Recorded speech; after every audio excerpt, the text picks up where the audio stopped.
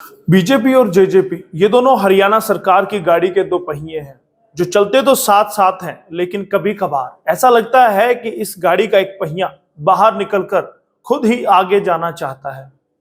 बात कर रहे हैं जननायक जनता पार्टी की, जिसका खुद का जन्म इनेलो की टूट से हुआ था। इनेलो से अलग होने के बाद दुष्यंत चौटाला ने जेजेपी नाम से नई पार्टी बनाई, फिर चुनाव लड़ा और किंग मेकर की भूमिका निभाते हुए हरियाणा सरकार में शामिल हो गए। तो वहीं अब डिप्टी सीएम बने दुष्यंत चौटाला की राजनीतिक महत्वाकांक्षा शायद उछाला मारने लगी है। अब वे अपनी पार्टी को एक नई ऊंचाइयों पर ले जाना चाहते हैं और खुद भी डिप्टी सीएम से सीएम बनना चाहते हैं।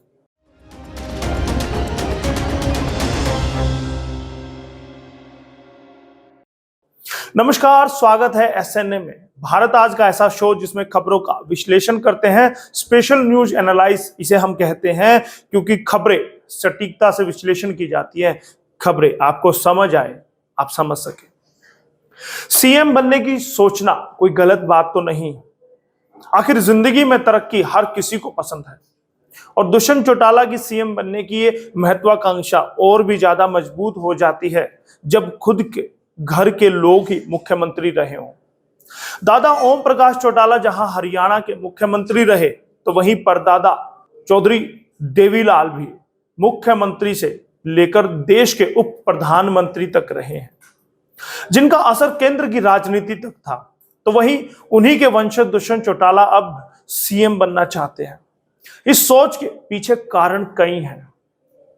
क्या सच में सीएम बनना चाहते हैं दुष्यंत चौटाला? बता दें कि डिप्टी सीएम दुष्यंत चौटाला ने राजस्थान रैली के दौरान यह कहा था कि किसान के बेटे को ही मुख्यमंत्री बनना चाहिए। चौटाला ने यह भी कहा था कि अब समय आ गया है कि सभी किसान एकजुट हों।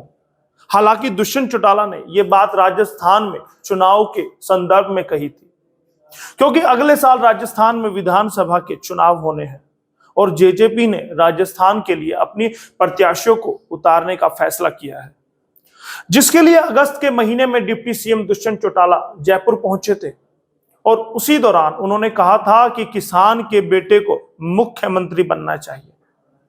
अब भले ही उन्होंने ये बात राजस्थान के लिए कही थी, लेकिन कहीं ना कहीं ये बात दुष्यंत चौटाला ने हरियाणा के लिए भी इनडायरेक्टली जरूर कही होगी। अब बात निकलेगी तो दूर तक जाएगी ही। मां नैना चौटाला के बयान में भी था इशारा। डिप्टी सीएम दुष्यंत चौटाला की मां और बाडडा से जेजेपी के विधायक नैना चौटाला का एक बयान भी इस ओर इशारा करता है।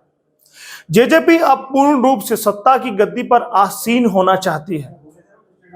बता दें कि उन्होंने एक बयान में कहा था कि गठबंधन अभी तक तो ठीक चल रहा है, लेकिन भविष्य में कुछ भी हो सकता है। उन्होंने कहा था कि भाजपा के साथ जजपा मिलकर सरकार चला रही है। गठबंधन को लेकर कोई संदेह नहीं है। प्रदेश की सरकार द्वारा जनहित में कार्य किए जा रहे हैं, लेकिन भविष्य में कुछ भी हो सकता है। नैना चौटाला का बयान यह साफ इशारा करता है कि जेजेपी के मन में कुछ तो चल रहा है। जेजेपी के साथ जाटों का vote bank. Deputy CM Dushyant Chautala Haryana में जाट नेतृत्व का नया चेहरा है। दुष्यंत चौटाला सभी 36 बिरादरियों को साथ लेकर चलने की बात भी करते हैं। आपको बता दें कि हरियाणा की कुल आबादी में जाटों की संख्या 26% है।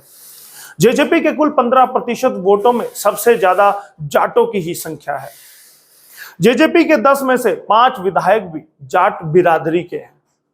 यही कारण रहा कि जेजेपी ने जब पहली बार विधानसभा का चुनाव लड़ा तो 90 में से 10 सीटों पर जेजेपी का कब्जा रहा था।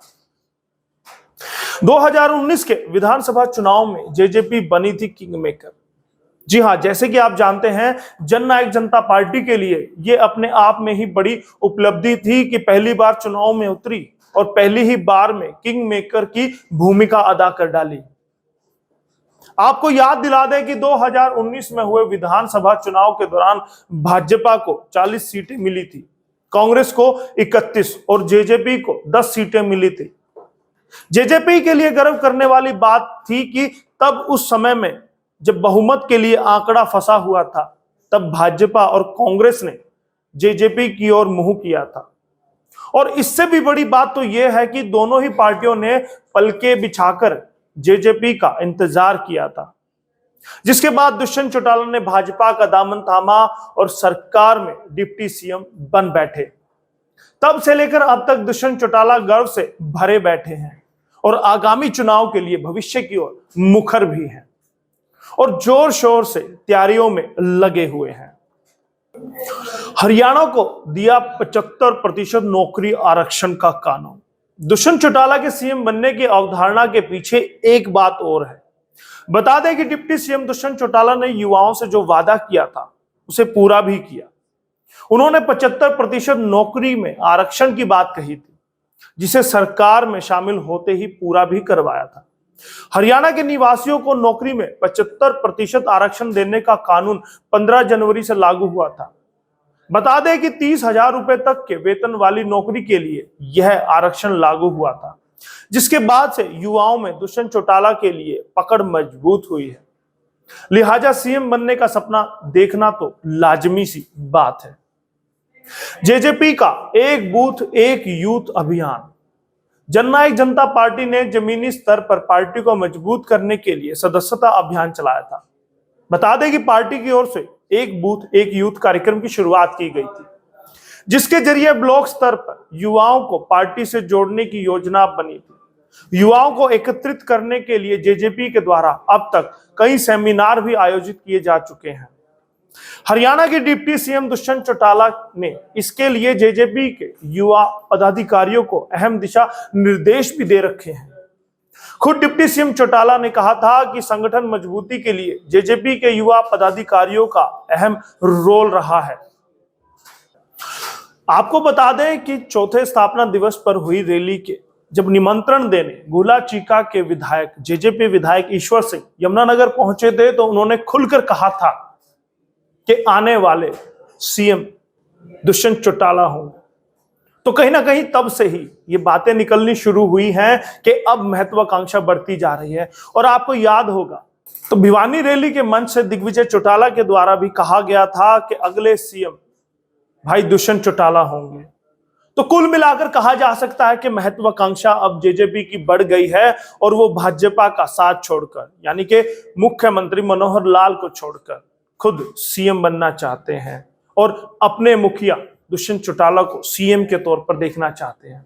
आप इस पर क्या राय रखते हैं हमें जरूर बताइएगा। कमेंट करके आप हमारे साथ जुड़ सकते हैं। बहुत बहुत धन्यवाद करूंगा एसएनए के लिए। मैं यशपाल कंचन।